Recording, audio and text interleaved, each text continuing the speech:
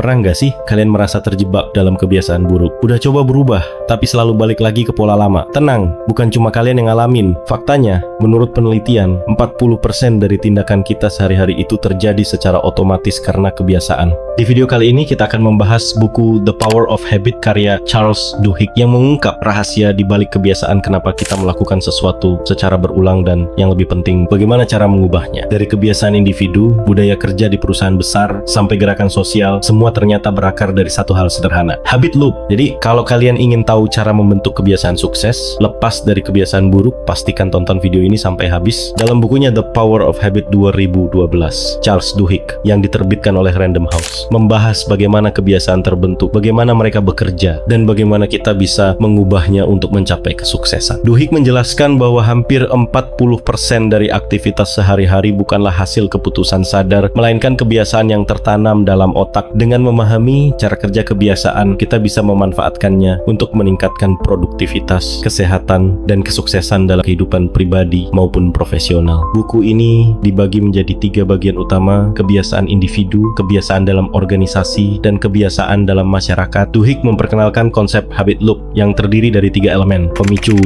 rutinitas, rutin, dan hadiah, reward. Ketika seseorang mengulang pola ini secara terus-menerus, kebiasaan akan terbentuk secara otomatis dalam otak. Misalnya, seseorang yang terbiasa mengonsumsi makanan cepat saji setelah merasa stres dapat mengganti rutinitas tersebut dengan pilihan yang lebih sehat seperti berolahraga atau meditasi tanpa menghilangkan hadiahnya, yaitu perasaan lega. Salah satu ide utama dalam buku ini adalah konsep Keystone Habits, yaitu kebiasaan inti yang dapat memicu perubahan di berbagai aspek kehidupan. Misalnya, kebiasaan rutin berolahraga tidak hanya meningkatkan kesehatan fisik, tetapi juga membuat seseorang lebih disiplin dan fokus dalam pekerjaan, serta lebih sadar akan pola makannya. Konsep ini juga diterapkan dalam dunia bisnis. Duhigg memberikan contoh bagaimana Starbucks melatih para karyawannya untuk memiliki kebiasaan layanan pelanggan yang baik, yang pada akhirnya meningkatkan loyalitas pelanggan dan keuntungan perusahaan. Selain individu dan organisasi, kebiasaan juga memiliki dampak besar pada perubahan sosial. Duhigg menggambarkan bagaimana gerakan hak sipil di Amerika Serikat berkembang karena kebiasaan kolektif yang terorganisir. Kisah Rosa Parks yang menolak memberikan kursinya di bus kepada orang kulit putih bukan hanya sekadar aksi spontan, tetapi bagian dari kebiasaan protes yang telah terbentuk di komunitasnya. Kebiasaan yang terstruktur dalam kelompok sosial dapat menciptakan pergerakan yang lebih besar dan berdampak luas. Duhigg juga membahas bagaimana perusahaan memanfaatkan kebiasaan pelanggan untuk meningkatkan keuntungan. Misalnya, perusahaan retail seperti Target menggunakan data pelanggan untuk memprediksi dan membentuk kebiasaan belanja mereka. Bahkan dalam industri musik, lagu-lagu yang dibuat untuk terdengar familiar cenderung lebih mudah menjadi hit karena otak manusia secara alami mencari pola yang sudah dikenalnya. Dengan memahami kebiasaan, perusahaan dapat memanipulasi perilaku konsumen untuk meningkatkan penjualan. Kesimpulan utama dari The Power of Habit adalah bahwa kebiasaan bukanlah takdir. Dengan memahami bagaimana mereka bekerja, kita bisa mengubah kebiasaan buruk menjadi kebiasaan yang lebih baik. Duhigg menekankan bahwa perubahan yang bertahan lama hanya bisa terjadi jika kita mengganti rutinitas lama dengan rutinitas baru tanpa mengubah pemicunya. Selain itu, dukungan komunitas dan keyakinan terhadap perubahan memainkan peran penting dalam proses transformasi. Buku ini menawarkan wawasan mendalam serta strategi praktis untuk mengendalikan kebiasaan dan menciptakan perubahan positif dalam hidup. Gimana? Sekarang kalian sadar kalau kebiasaan itu bisa jadi senjata rahasia buat sukses, atau justru jadi jebakan yang bikin kita stuck? Semua kembali ke pilihan kita. Mau terus terjebak di pola lama atau mulai mengambil kendali atas kebiasaan kita sendiri. Jadi kebiasaan apa yang paling pengen kalian ubah